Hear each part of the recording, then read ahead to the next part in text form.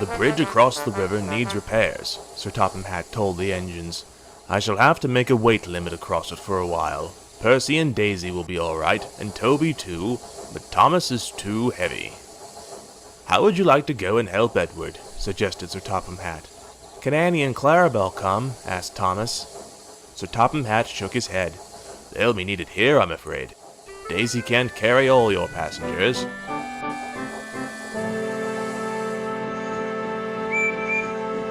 Percy promised to look after Annie and Clarabel, but they were still sorry to see Thomas go.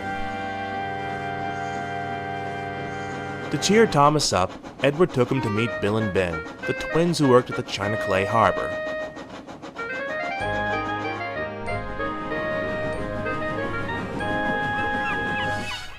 Oh dear, not another blue engine, said Bill cheekily. First Edward, and Gordon.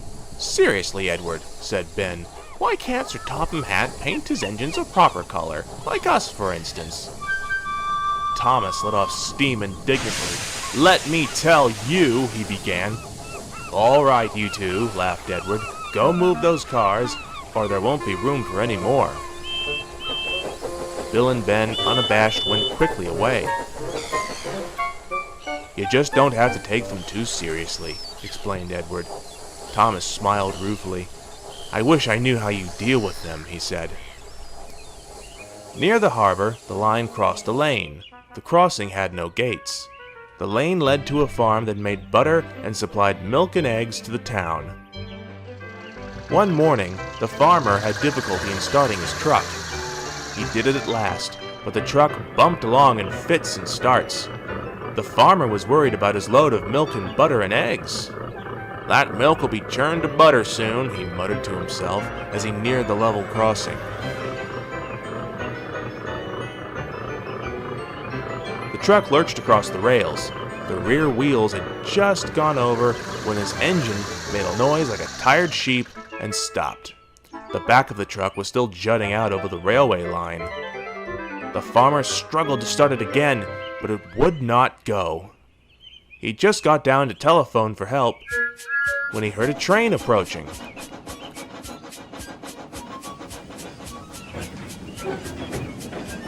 Thomas wasn't going fast. When he saw the truck, he put his brakes on hard fast, but it was too late.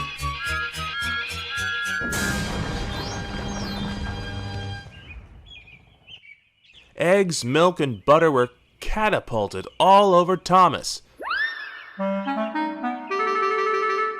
Ugh, he exclaimed. Just look at my poor truck, cried the farmer. What a way to make an omelet. The driver made sure that Thomas wasn't hurt. Then he stood back and surveyed the mess. He began to laugh. It's not funny, said Thomas. An egg yolk trickled down his nose and burst on his buffer. You're not standing where I am, laughed his driver. You look like a scrambled egg, Thomas. Well, if a scrambled egg feels as sticky and wet as I do, then it's very uncomfortable. Please clean me. Both driver and fireman tried hard, but the heat from Thomas's boiler had cooked the eggs, and they were stuck fast. Sorry, Thomas, said his driver at last. We can't block the line any longer. We shall have to go on. At the end of the line, Thomas was taken to Bill and Ben's yard to be cleaned. The twins were there. Hello, said Ben. Who's this? Must be a new engine, said Bill.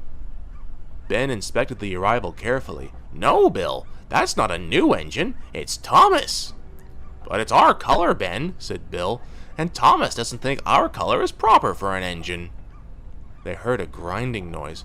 Are your joints stiff, Bill? Asked Ben. But it wasn't Bill's joints. It was Thomas gnashing his teeth.